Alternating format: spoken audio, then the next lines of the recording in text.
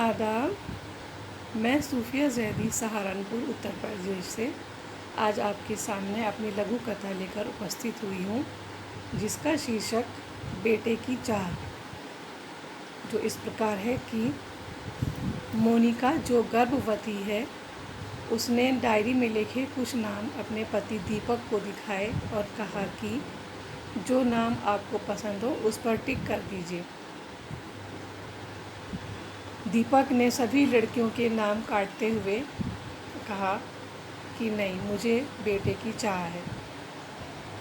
मोनिका बोली, यदि बेटी हुई तो? उस पर दीपक बोला कि मेरा एक दोस्त डॉक्टर है, हम उसके पास चलते हैं और यदि लड़की हुई तो अबॉर्शन करवा लेना। अगले दिन जब दोनों डॉक्टर के गए तो वहाँ लड़की होने का पता चला। मोनिका ने बहुत दीपक को समझाया, लेकिन दीपक इन्हें एक नहीं मानी।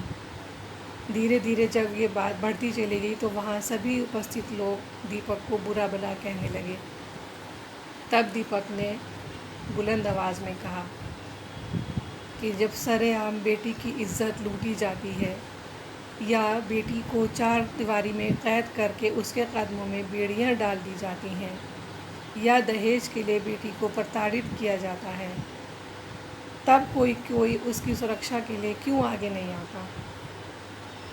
जब एक बाप के सामने बेटी की इज्जत तार तार की जाती है, तब उसके कलेजे की आह किसी को क्यों सुनाई नहीं देती। इसी सब के चलते हुए यदि मैं बेटे की चाह कर रहा हूँ तो क्या गलत कर रहा हूँ।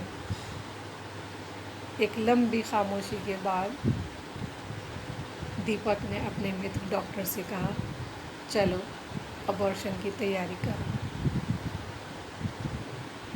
ये एक लघु कथा छोटी सी, जिसका उद्देश्य सिर्फ यही है कि लड़कियां चाहे कितनी भी पढ़ लिख जाएं, कितना भी पुरुषों के साथ कंधे से कंधा मिलाकर चलें, लेकिन फिर भी वो सुरक्षित नहीं है।